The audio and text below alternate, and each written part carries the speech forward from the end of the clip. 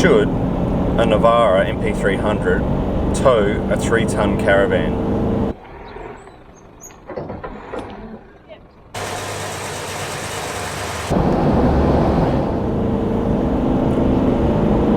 Well, that noise that you're hearing is me accelerating because I just pulled over to set up the camera, trying to accelerate to 80 kilometers.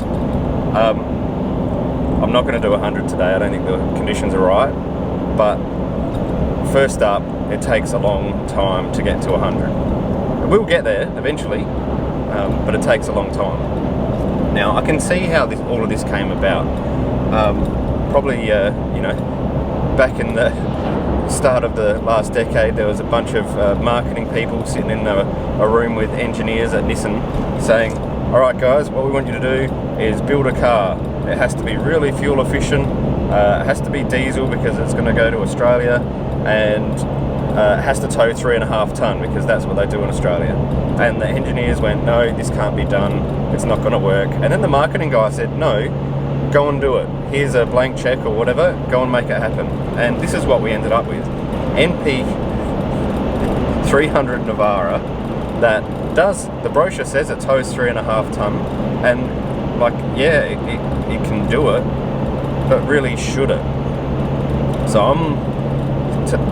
I've been towing with this, I've only had a few trips in it, I'll be honest, since I've had it, and I have changed the tyres to a bigger tyre, which I know is the worst thing you could possibly do to make a car tow. So just keep that in mind as I talk about all this stuff.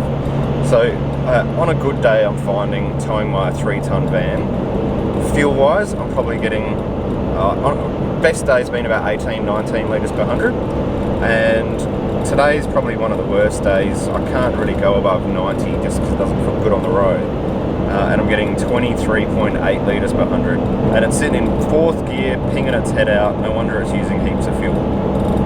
I should tell you as well that I'm used to driving Y62 Patrol and towing this van.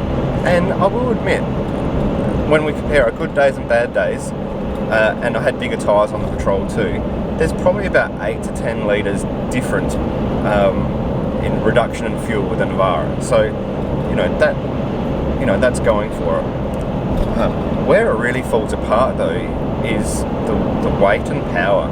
So the power, it's a 140 kilowatt engine, and it's only half the displacement of a Patrol, and it puts out 450 newton meters of torque. So like, it's got the torque to get up there, but it just does it so slowly, and I feel like I've just got my foot into it all the time.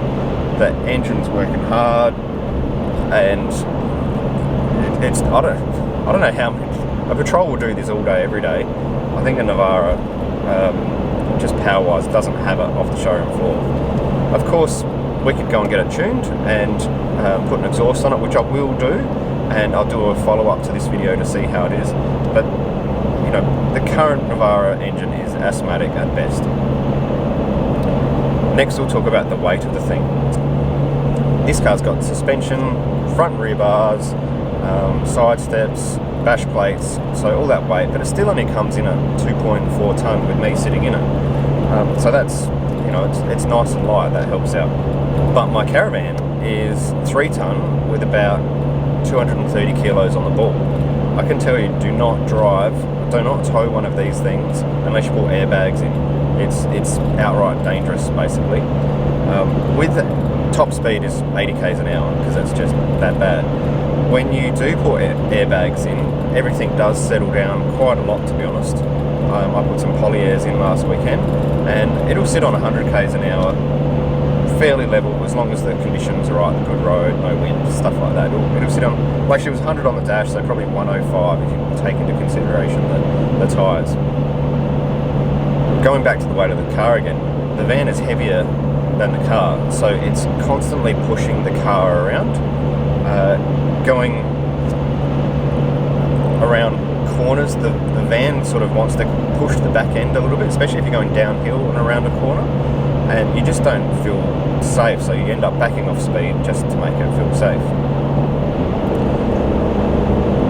The other thing is like the van's got so much surface area. If there's a crosswind, it really throws the back of the car around. I've got a little bit of weight in the back of the ute, not heaps, like a fridge and some tools and stuff, but I'm having to concentrate to keep it in a straight line.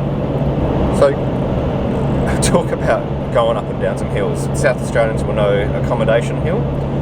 In the patrol, I used to probably sit on, I don't know, 90, 100 k's an hour going up there with the van on. If I wanted to do 110, I'd just put my foot down, it would rev out, drop a gear and do it. Doing it in the Navara, flat to the board, top speed was 65, but it gets worse. Going up through Mount Barker Freeway, there's a couple of steep hills. There's one particular hill that I was going up, flat to the board, and it was at the point it was in third gear. I had to drop it back to second. The top speed going up there was 45 k's an hour. Like, that's getting a bit ridiculous. So we need more power. The other thing about these Navaras, I think they're so tightly wound because the engineers have fulfilled what those marketing guys told them to do, that just it's pinging out.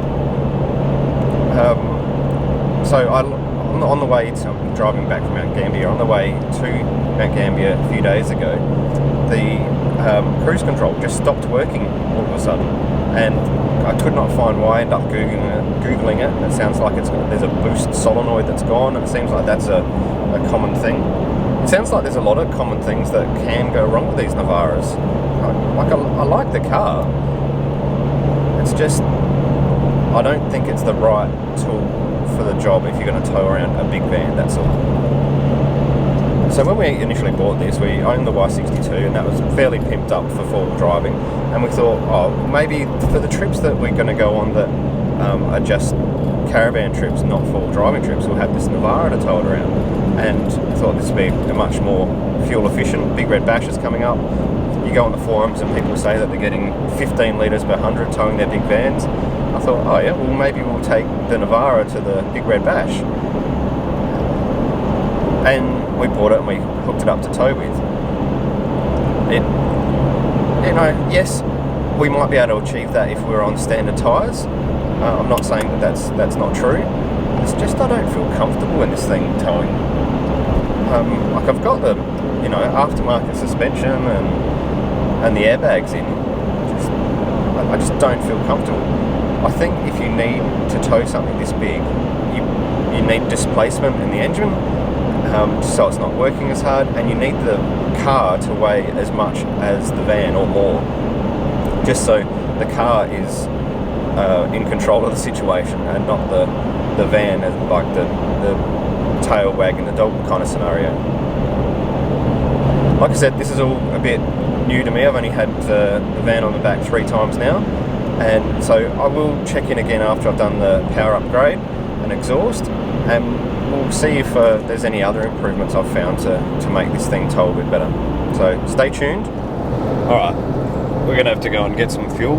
We've done 180 k's on this tank and it's under a quarter left. It's because it's only an 80 litre tank, and I ran it below empty the other day, and then I could only put 70 litres back into it, so the fuel tank is the gauge doesn't accurately represent what's happening, but still it brings our range down to sort of 250, maybe 300 k's a tank, and who wants to be filling up that often? I think that's too often, not realistic, let alone if you're actually doing some stretches out in the middle of Australia. So should a Navara tow 3.5 or 3 ton? Yeah, it can do it. The brochure says it can do it, but I'm just always on edge towing. Like I'm concentrating, I'm holding onto the wheel. I don't think you'd want to buy this car to do a lap of Australia in, unless you're in a much smaller van or a camper trailer or something like that. I know I've modified this car, but I don't think that's unreasonable for the type of things people want to do with these cars. They want to have a suspension lift and bigger tyres, a bit of bar work. So I think this is still realistic of what people want out of the Navara. Don't believe the brochure? Go get a bigger displacement engine and a heavier car, and it'll be a dream towing, and you don't have to stress. Anyway, hope you've appreciated this video, and it's been some help before you go and buy your next car for towing a big van. See you next time on YouTube. Yeah.